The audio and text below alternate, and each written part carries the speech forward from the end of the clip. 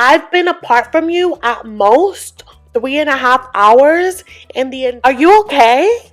Because at one point she's like, I want you to be good to her. Girl, you know what you did with that pause. Hi guys, welcome back to Nikki Faces Reality. We're here to discuss episode 10 and 11 of Love is Blind. And honestly, they should change the title to Love is Delusional because I just don't understand how these people are just dashing through the red flags like they don't see them. So yeah, I look forward to discussing them with you. Of course, before we get into it, please do all the things. Help a girl out. Like, comment when you feel like it. Subscribe so that you don't miss out on any of my recaps. And let's dive in. Let's jump into episode 10. We pick off with Jeramey, and he's meeting up with his mom. And as you guys recall, he was supposed to introduce Laura to his mother. And so now he has to show up, tell his mother what's going on and why his fiance isn't present. So talk about awkward. And so he's explaining to his mother the events of the evening, and he's like, I promise I didn't do anything with Sarah Ann. I just drove her home, and then I came home and slept on the couch. And the mom was just looking at him the whole time, and she was like, you're lucky that wasn't me. And so Jeramey is still not taking any accountability, and he's telling his mother that he didn't expect to lose a fiance, and she's practically laughing in his face because she's like, boy, bye. If you would have called me, I would have explained exactly this to you. And now Amy and Johnny, when they first show them in episode 10, they're being cute and domestic, setting up furniture together. Nothing to write home about, right? But then the next time we see them, it's to meet Amy's father. And as you guys remember, she was worried about her father because he wasn't down with this experiment. I understand Amy's hesitation. I just cannot imagine telling my Latino family that I met a guy behind a wall and that we're going to get married in less than a month. So I get her, but she really values her father's opinion, and she's not going to marry Johnny if they disapprove. So this is a big deal.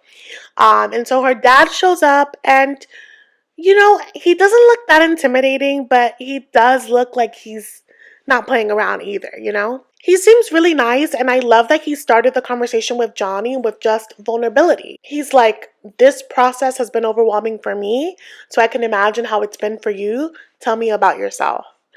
And of course, Johnny gives his spiel about how he views life and how he wants to retire early and how he wants to make time for kids and just how Amy fits right into that plan. Amy's dad goes on to say just the most beautiful speech about Amy, a really touching note about how, he still sees her a little bit like that young girl that used to run up to him, and he's very proud of the woman that she's become, and his biggest mission in life really is to make sure that whoever she's with is able to take care of her the way that he would.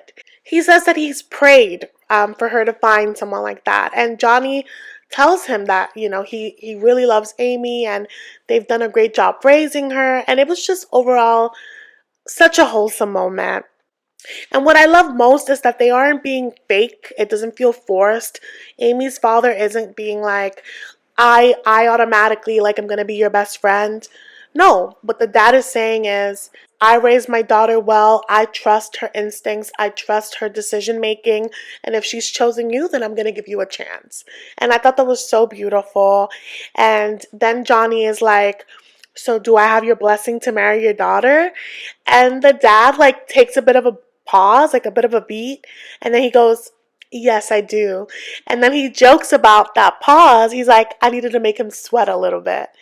So he's literally just a little cinnamon roll, just like Amy. So once they get the blessing, Amy's crying because this is, a huge moment for her. She really was not going to even consider marrying Johnny if her dad said no. And you can really see that they're really close, and this moment just means a lot to her. So now let's move on to Chelsea and Jimmy. They're headed to meet Jimmy's family at a restaurant. Jimmy says that he's not one to introduce people to his family, so it's a big deal. His parents show up, his sister shows up. Seem like fun people. It's hard to tell what the connection is like between Jimmy and his family.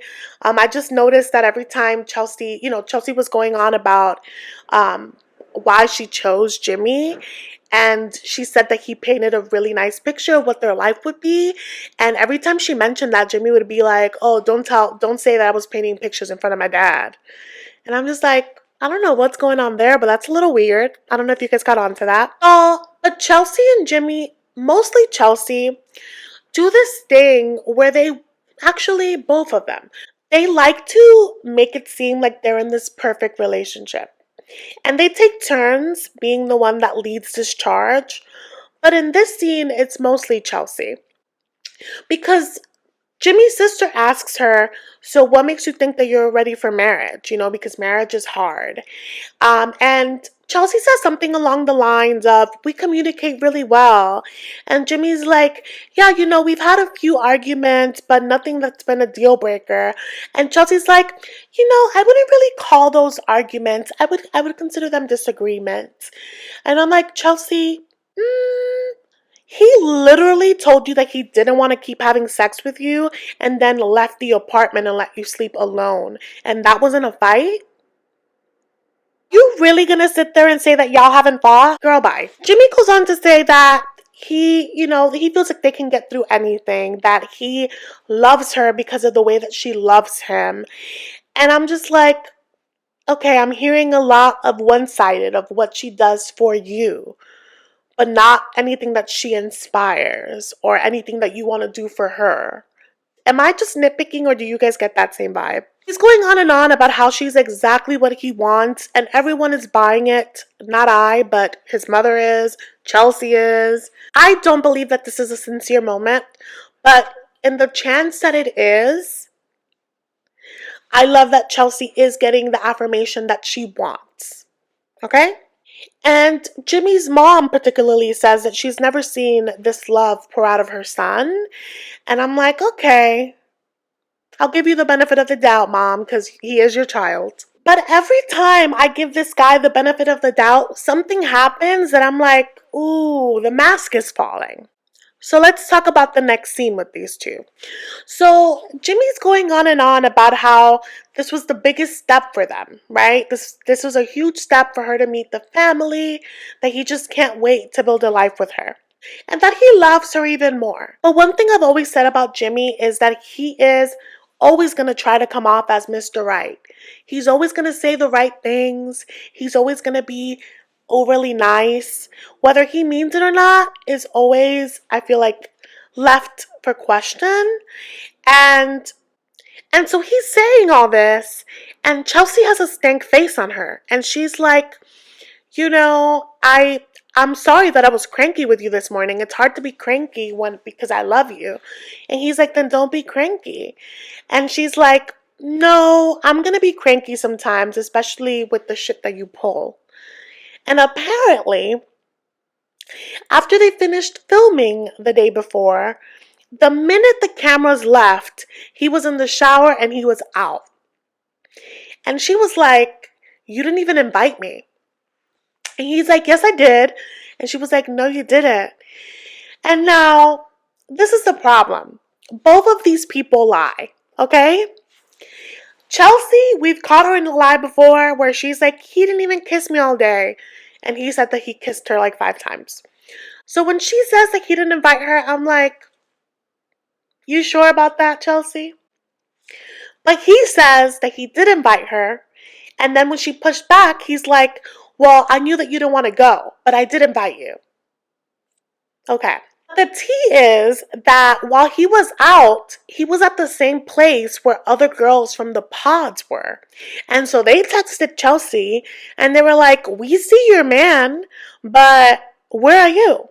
So of course, she's embarrassed because her insecurities are telling her, oh damn, like, this is a bad look, right? She was like, I don't want to be with someone that parties. And he's like, it wasn't like I was out all night. I went because it was a friend's birthday. I had a drink and then I came back home. He's like, I honestly lasted more time driving than I spent at the event. And she's like, well, I don't want to be with a party animal. And he's like, I'm not a party animal. I just like to be social sometimes. And she's like, she basically called him a fraud. She was like, in the pods, you said that you didn't like to go out. And he was like, I really don't. And I haven't gone out in like 3 months. And it was my friend's birthday. So I went. And she's holding on to this argument for dear life, okay? She's adamant that he said that he doesn't like to drink or go out in the pods. So she's like, what is the truth? Like, if this is how you are, I don't want to deal with it. And she's going on and on about this. And at this point, she's like, you don't even care about me. You don't even care about how I'm feeling. And Jimmy's pissed because Jimmy's like, this is a stretch. I don't know how you got to this. I've been apart from you at most 3.5 hours in the entire time that we've been together. And now you're saying because I went out once that I don't care about you? Are you okay? Well, I feel so bad for Chelsea because, like I've said before, different people bring out different things. And this is just heavy on insecurity, heavy on an anxious attachment style. And I know that depending on who I'm with, I can also have anxious attachment style. I've worked a lot on it. But you also have to know which people to deal with. And there are just some people that will always bring that out, you know what I mean? But watching this show makes me do so much self-reflection on what not to do because she can't help it, but I do get really bad secondhand embarrassment from for her, but also reflecting back to my younger self and the things that would set me off. And so watching this scene, I'm like, she's so clearly angry about something bigger and she's nitpicking to this one event that it doesn't compare. So he's looking at her like she's crazy because it just doesn't add up for him. But in her mind, she's probably pissed about something completely different and bigger than this, and she just hasn't verbalized it. And so at this point, she's still seated. He's standing up because he's like, I'm being attacked, I'm being cornered. And Chelsea's telling him that she knows that he was with girls. And he was like, my friends? And apparently the girls in the pods were telling her that he was out with other girls, that it was inappropriate. And she was like, this is so embarrassing for me that people are seeing you out. I think the added element of this is that the girls in the pods that are texting Chelsea, they know what Jimmy looks like because she probably sent pictures of Jimmy. But Jimmy has no idea who these girls are. Hypothetically, if he is doing just inappropriate things at a bar, at a club, he could be watched and he has no idea. And so it's clear that the conversation isn't really going anywhere. So he's trying to make his way out of the balcony area where they're seated. And he's like, again, I have barely been apart from you. And when I'm apart from you, I'm working. And then she's like, who do you text every day? And he's like, my friends? And she goes, exactly. So it's clear that she's not as cool as she said that she was about him texting his friends. So looking at it this way, I'm like, girl, you were trying to be all cool with him having girlfriends and you weren't being honest with yourself. You shouldn't have agreed to this if you weren't down with it, right? So far, I'm on Jimmy's side, right? I'm like, girl, please stop nagging this man, right? So far. But right now, I'm like, you're definitely trying to pick a fight. And he says it. He's like, I feel like you're trying to make something out of nothing. You knew that these are my friendships and they come with the package. And so he goes on to be like, if this was a problem, you've never said anything about it. And she's like, I have, but you haven't listened. And she probably said it in a passive aggressive way. That I would believe. He's like, you've never asked me to step back. You've never said anything of the sort. Is that what you're asking me? And she's like, yes, that's what I'm asking. That's what I need. And Jimmy says, I am not willing to take a step back, and walks away. I was like, oh, Jimmy's feeling sassy. He's mad because to be that petty, you have to just be seeing red. But ask me. Yes, I have, but you apparently haven't fucking listened. When? Tell me right now. You want me to take a step back? Of course I do, and I told you I'm not willing to take a step back. And so at first, she stays huffing and puffing in the balcony, just like to herself. But then eventually, she's like, no, I gotta keep up this argument. And so she goes and follows him to the bathroom where he's brushing his teeth, and they have the same argument again. And so she's like, I can't believe that you said you are unwilling to stop texting them like that. And Jimmy's like, I don't have physical relationships with them. Like, they're my friends. And Chelsea's like, you've had sex with one of them before. You have. And Jimmy, you could see the color leave his face. So, plot twist, Jimmy has had sex with one of them. He says once. And he told Chelsea that in private to build trust between them. But he asked her not to mention it in front of the cameras to protect his friend's privacy. I mean, I would imagine why, because it's, women get villainized in the show, trying to protect his friend. And Chelsea just put her foot in her mouth, which is what she does. She can't help the word vomit. And so at this point, Jimmy is upset with her because he's like, nothing is sacred between us. And so Chelsea is not fully registering that, like, that was a boundary that she crossed with her fiance. But then I'm like, oh wait, they've been supplying them with so much wine.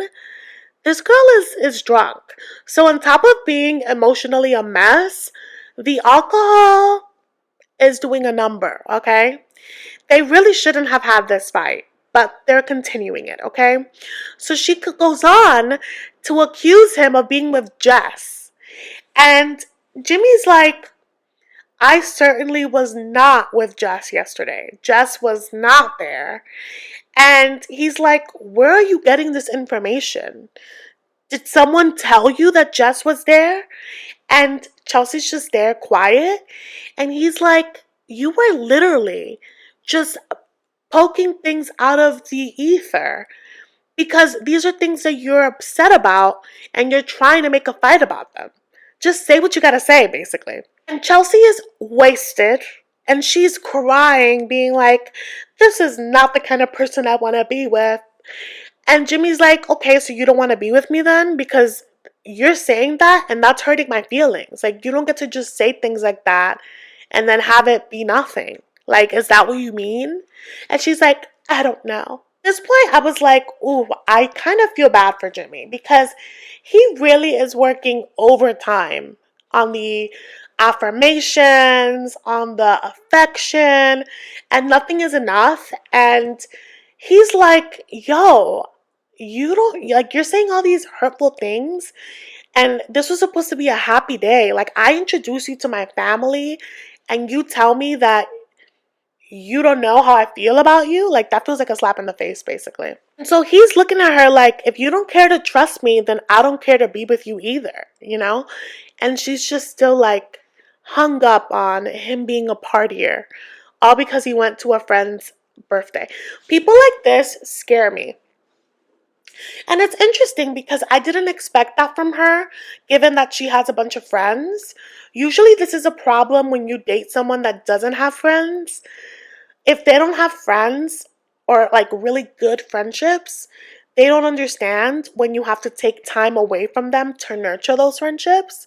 And then problems like this come about. I'm very intrigued by the fact that this is coming up with Chelsea. I knew that she would have an insecurity about women, but I'm also like, girl, like, women are half the population. Get help.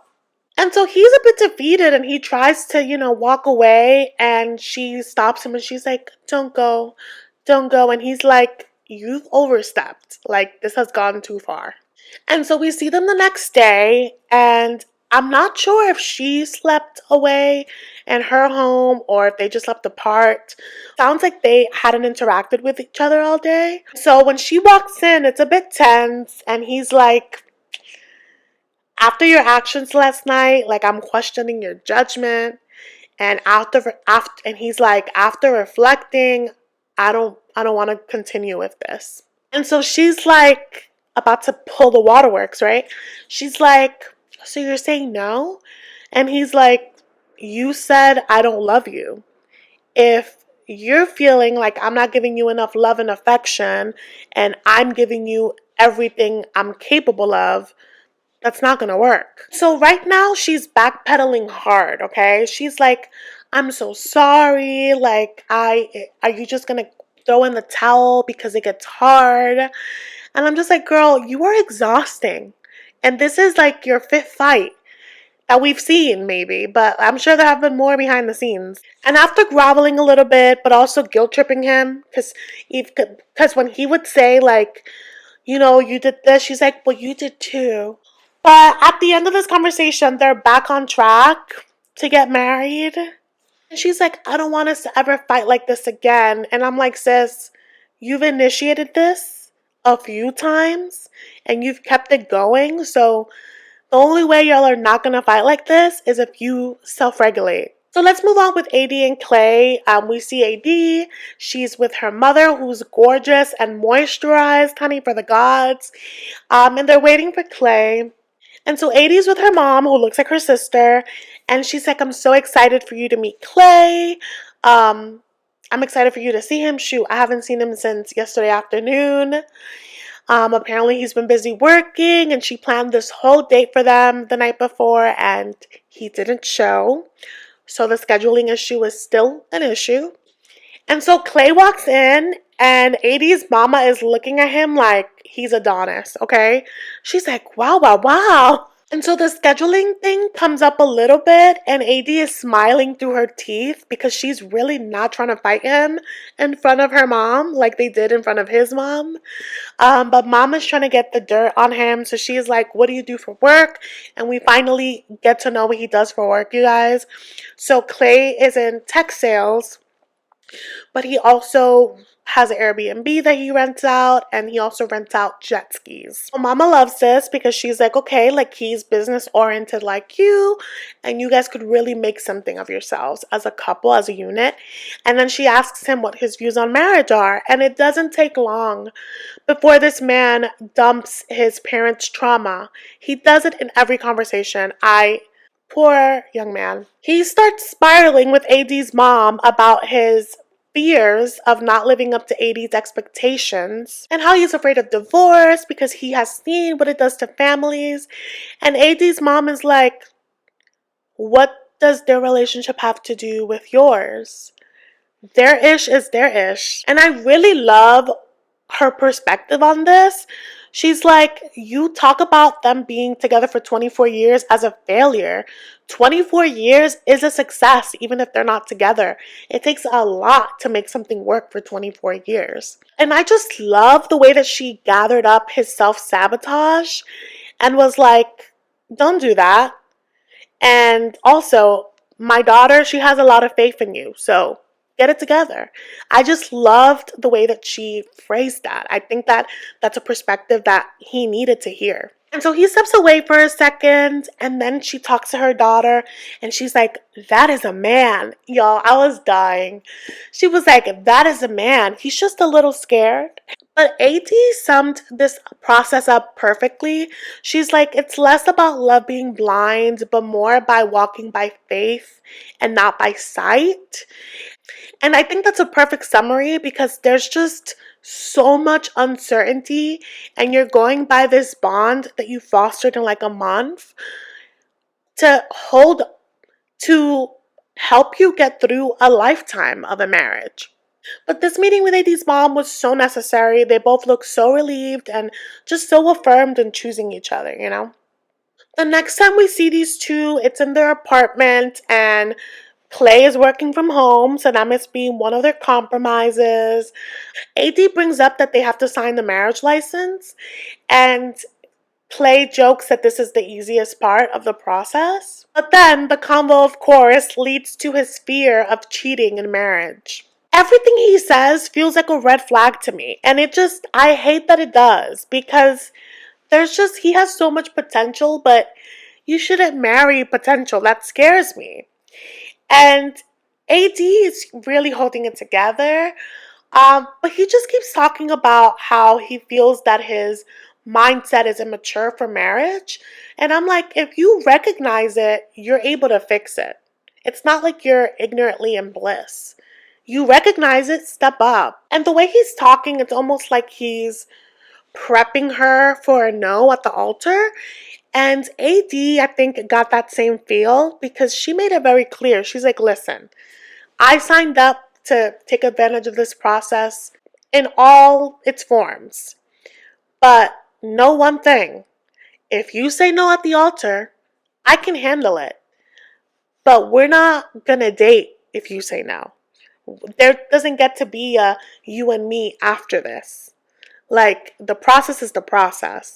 And it's so interesting because Clay seems taken aback by this. Like, he didn't realize that that was a possibility, that that would be the end of it for them. And so he says that he's gonna need her help in like leading him on the track of a good marriage. And she's like, yeah, and sometimes I'm gonna need your leadership, but I'm on board to do that. And I'm just like, girl, all the red flags. You deserve better. You know exactly what you want. And if you want to train people, then this is what you're gonna get. But if you are talking about wanting someone that's ready, he's telling you that he's not ready. He's very amazing on paper. He looks great on paper. But he's literally telling you that he's not ready. And sometimes we have to believe people when they present themselves to us. But now that we've discussed the couples in their little segments, let's talk about the group hangout, okay? So the group hangout is at this lake house, and this is where everyone that was in the pods gets invited, okay? And so immediately, as we always do, the girls find themselves and they huddle up to exchange tea.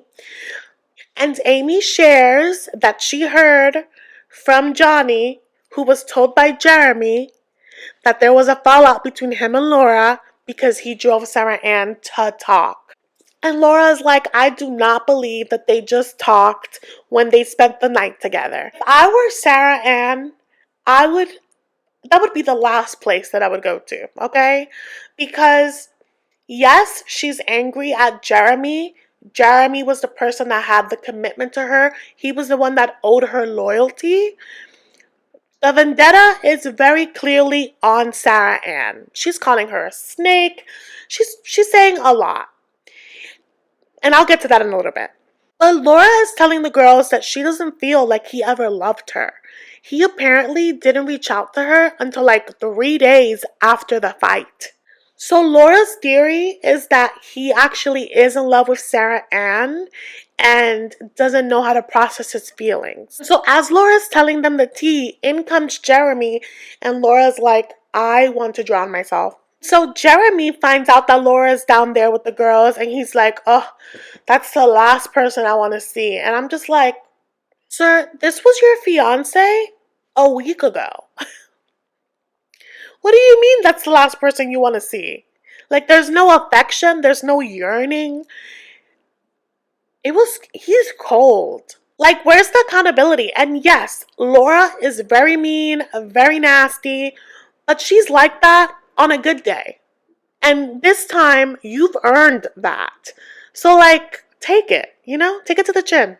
But anyway, Trevor steps into the arena, the lake house, and the girls are like, oh my God. And Chelsea's like, that's Trevor, huh? He's meaty. He's my type, respectfully. That's the first ex. The second ex, Jessica, makes her entrance. And it's so awkward because she's trying to like say hi to Jimmy, and Jimmy goes in for a hug. And she's like, oh, the church hug. And she like pats him like, it's so awkward. They don't know what to do with themselves. At this point, everyone is awkwardly smiling.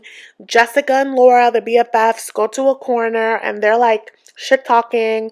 And Jess is spiraling about Jimmy, trying to figure out where he is so she doesn't look too much. But also like she's nervous because it's weird, being in front of the person that you thought you were going to marry. So she's spiraling about that. And then Laura's going on and on about how her and Jeramey haven't had a talk at all since that big blowout. And she hasn't worn her ring. She's not wearing it at this event. And she's like, and if he asks for it, I'm going to tell him about himself. So that's that. But then we get the moment that we really want, which is between Jimmy and Jess. So he's by the bar and Laura's next to her. And I don't know if that was planned between them, because out of nowhere, she like goes to Laura and then she's like grabbing a drink, like, oh, I'm just here to grab a drink. But she really wants Jimmy to take a good look at her, okay? She's wearing booty shorts. She's showing the cleave. And she's like, oh, hi. And she's like, giving him the eyes and smiling, but like, being coy because he's engaged. And so Jimmy's basically like, we have to face the inevitable. Let's go talk. And they do. And the energy is weird. And so she's asking him how the process has been for him, in these new phases. And the line of questioning can seem shady. And it's about the way that she says it, the delivery, right? Then she says, I want you to be good to her. Girl, you know what you did with that pause. You know. I think she was waiting to see if he would react to that break. It's a weird exchange of energy. They're giving each other looks. They're like really nervous, like they're on a first date. And he tells her, he's like, I've never been with someone like you, someone that is so direct. And she shares her grievances with him. She's like, I was upfront with you about my feelings and you gave me nothing to work with. And she recalls when she gave him that letter that she wrote to her future husband and he barely had a reaction. As she's talking about it, she's tearing up. So clearly the feelings are very fresh. The wound is very raw.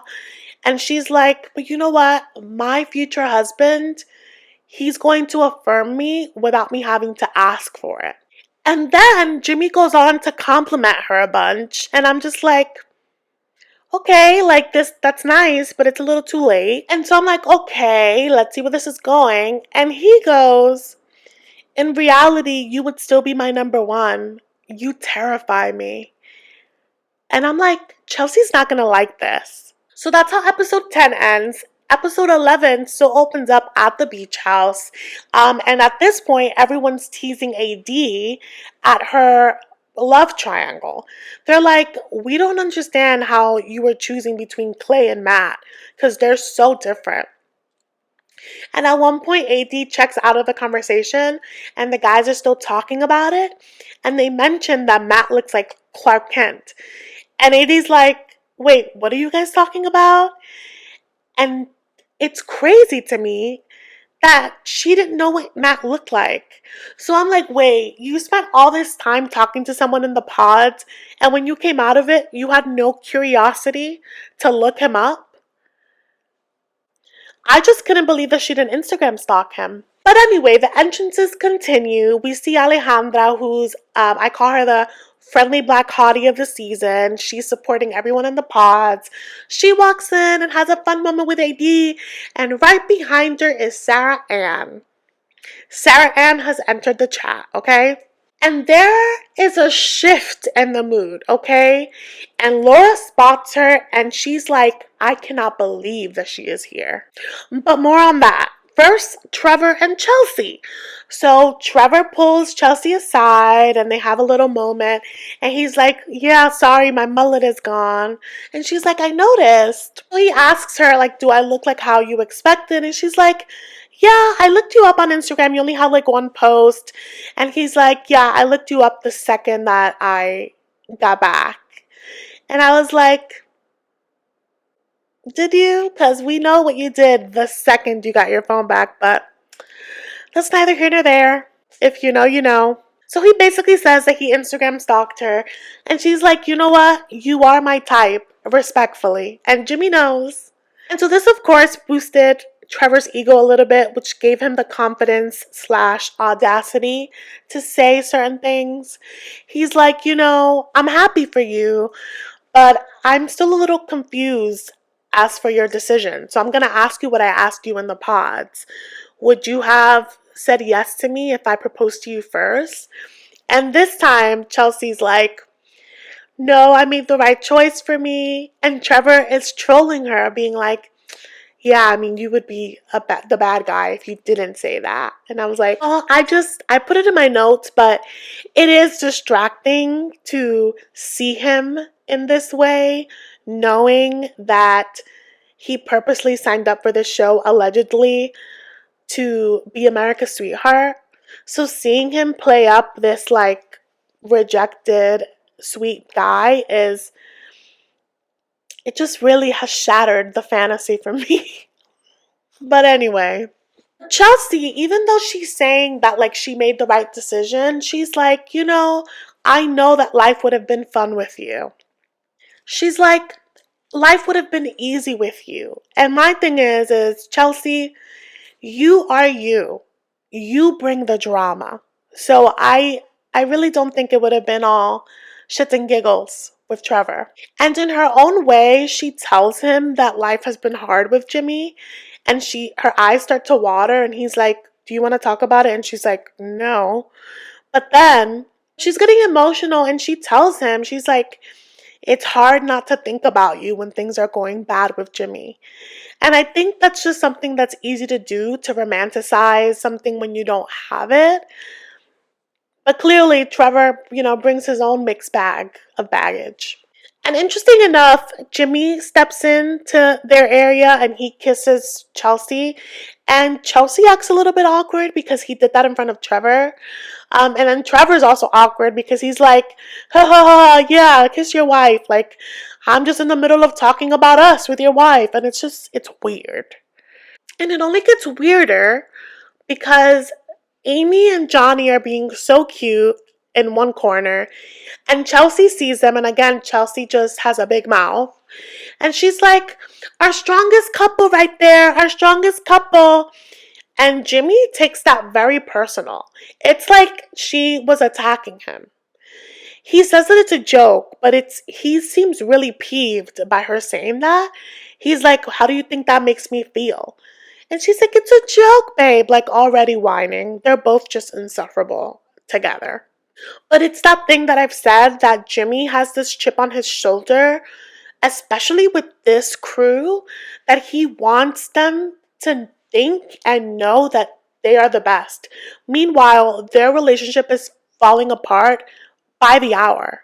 So I really don't understand in what world he thinks that they are the number one couple. So another confrontation that we have is between Laura and Jeramey. They finally have a talk after she caught him possibly cheating. He tells her that he's upset with how she's handled the fallout of their relationship, and that has made him be distant. That he's been trying to make up and she's been making it very difficult to even get through. Apparently, he asked her for her address because she did stay in her own apartment. And so he asked her for her address so that he could send flowers, and she declined. She's like, the last thing that I need is flowers from you. That's not what I'm looking for. And so she called him a con artist. She's like, you pretended to be something that you are not. And so apparently for 3 days, he didn't apologize. And so when he came around to apologizing, she's like, you expected me to be all happy and chipper, and that's just not what you're going to get when you wait 3 days to apologize. If anything, I would imagine this would make her meaner. And again, like it's almost like he doesn't want to deal with it. He doesn't feel like he deserves that treatment. And so he's like, we're clearly not going to have a civilized convo about this. And she's like, you know what? I'm going to go ahead and pick up my things in a few days. And he's like, it's already packed, so you can pick it up. And she's like, you packed my stuff? And so for her, it doesn't matter what conversation we have, because if you packed my shit a week ago, you weren't trying to make up in this conversation. You weren't trying to find resolution. Your mind was set. And that feels like a bigger slap in the face to her, of course. So instead of being like, damn, like our engagement is really over, like I hope that we can get to a place where we can talk about this someday, that's not where his mind is. Instead, he's like, our vibes are pretty weird and making everyone uncomfortable. Can we just call it for a sec? And Laura at this point is furious because she's like, Why is that at the top of your mind? At this moment, he confirmed all of her fears that he did not love her because he could give two fucks about this. And of course, because Laura is hurt, she takes one last good swing at him. She's like, you know what? Go kick rocks with your open-toed shoes. And I said, she's been holding on to that. I'm sure that she's been holding on to that drag for a while, but she's been keeping it in because she's already cut him up about his Hawaiian shirts. So she was trying to be nice and holding that back. But now, and one thing that is also clear about Laura is that she's been active in those group chats. She's told the girls everything because when AD sees Sarah Ann, she takes the opportunity to get her together. Okay? AD came with all the smoke. She looks at Sarah Ann and she's like, you knew that he was engaged to another woman and that he didn't choose you. So why would you write to him? And so Sarah Ann's stance is that he did leave the door open for them. The way he broke up with her in the pods wasn't decisive. There wasn't anything wrong with their connection. And she, like, it sounds like Jeramey was telling her other things on the side. Like, it sounds like he was telling her that he was going to break it off with Laura. He was telling Sarah Ann everything when he really should have been communicating with his fiance, right? And Sarah Ann sticks to the story that when they saw each other, they just talked and that he did drive her home, but he never entered her apartment. And so apparently what she told Jeramey was like, figure it out with Laura because I'm not trying to continue to be in a love triangle. But AD is still like, okay, but when you wrote to him, like that's his fault that he left it open, but still you as a woman wrote to him when you knew he was engaged. And I would love to hear your thoughts on this in the comments because I felt a little torn on this. In the real world, outside of this experiment, that is wrong. You do not do that, okay?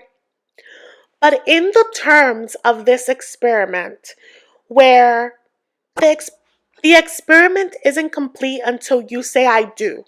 Many people decide not to say I do. Many people end up dating after. Many people end up dating other people from the cast after. Options are endless. So it's not that I don't believe that the engagements are serious, but I do think that it's still a figuring it out period. So if you had a second option in the pods, kind of like how Zach and Bliss got together, I feel like it is acceptable to do in relation to this experiment. Does it still look and probably feel icky? Yes. When I was seeing this, I was like, it's so tricky in the scope of this experiment because if this was happening just outside in the wild, I'm like, girl, you deserve whatever backlash they give you, you deserve that. But I don't think that it's fair necessarily in this show. I would love to hear your thoughts on that. Jeramey, you really set both of these ladies up to fail. You wasted Laura's time and Sarah Ann because now she's here having to defend herself. Because while I love that AD is a girl's girl and that she was standing up for her friend, it felt a little mean girl-ish. I felt like it wasn't her place to do that. I felt like Laura should have had a one-on-one, if anybody. So it felt a bit like Sarah Ann was being cornered a bit, when really the person that should be cornered, if anything, is Jeramey. Jeramey was the one that had loyalties to Laura. He was the one that kept the door open with Sarah Ann. So we don't know what he was telling Sarah Ann. We just don't know. So I think the middle person is at fault. That's my stance on that. And so at one point, Sarah Ann is like walking off and she sees Jeramey and Jeremy's like, we should talk. And they go away and all eyes are on them. Laura's seeing them, the girls are seeing them, and they're like, oh, that's so disgraceful. Like they're, talking some more, even though they've talked for hours that night, that infamous night. And so Sarah Ann is upset, okay? She is venting to Jeramey. She just feels so misunderstood. She feels like I was in this experiment to find my true love, and I don't think that the message that I sent was inappropriate. I think for her, it's like, ugh, on top of dealing with the hurt from not being chosen, I now have to deal with the hurt of everyone hating me. Like, now I have to deal with that. And Jeramey's like, I don't regret meeting you. I regret my choice in the pods. He flat out says it. And he tells her, you know that I made the wrong decision. And Sarah Ann is like, so what now? And Jeramey's like, do you want to ride jet skis? And y'all, they ride jet skis and are just having a gleeful time. No decorum. When Laura is heartbroken because her engagement is officially over and he could give two flying fucks, like, at least hide your happiness. At least have some shame and do that somewhere else. But the fact that they're just like, optics don't matter. We don't care what y'all think. We're just gonna ride into the sunset in jet skis. And I've said this, I am not a fan of Laura. I think that she's very mean. I think that she has made that her personality. And I think that she needs to work through some things. But what just happened, she did not deserve that. Seeing her cry made me feel really bad because I just can't imagine the hurt of caring about someone, already creating, talking about your future together, starting to live together, and then they betray you, and then they villainize you for your reaction to their betrayal. So then seeing him gleefully jet ski with the girl that he actually meant to choose, that's crazy. And the thing about it is that, again, because this is an experiment, Jeramey could have changed his mind at any point in the process. But instead, he went about it in a very deceitful way, and it didn't have to be that. And so now he's tainted on television forever. So now at the altar, we're only going to see 3 couples. Yeah, and so they're doing this montage where they all go to, little dates. We see Chelsea and Jimmy at an ice sculpture class.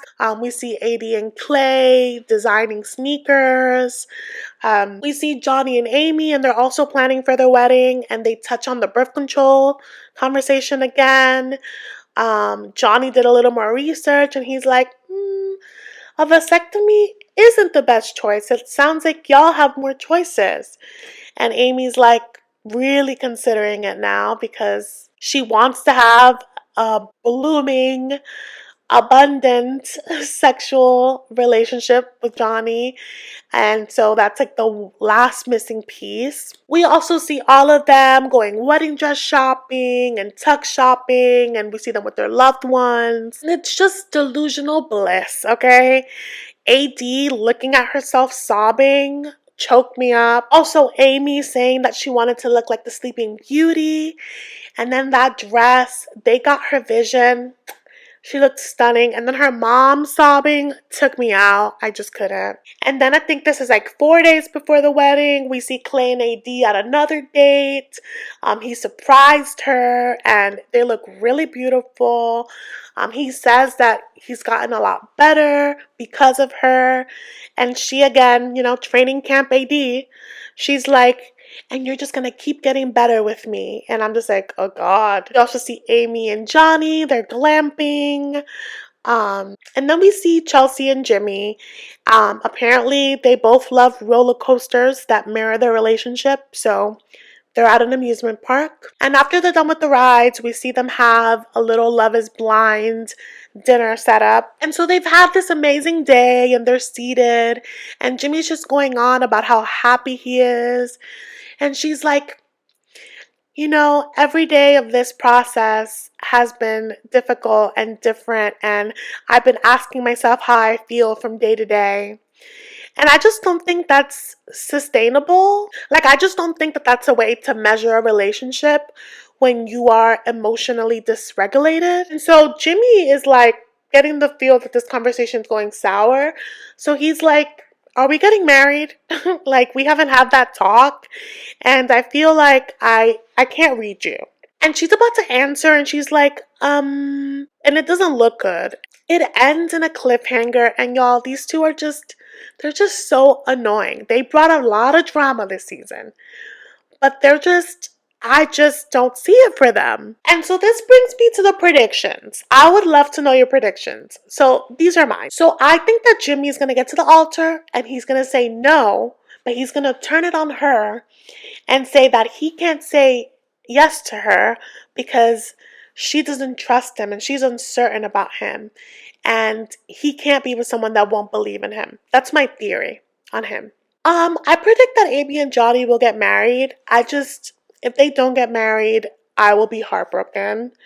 And in terms of AD and Clay, I feel like they'll get married, and if they don't, it's because of Clay. Because he keeps bringing up his fear of being a cheater, and I think that it's crippling him a bit. So I think that's how that may go. Please share your predictions in the comments because I am going to have a ball reading them. And so next week, y'all, we're getting the finale. So we're for sure getting the weddings. I hope that we get to see a little bit of the bachelorette party because that'll be exciting. Usually a lot of drama.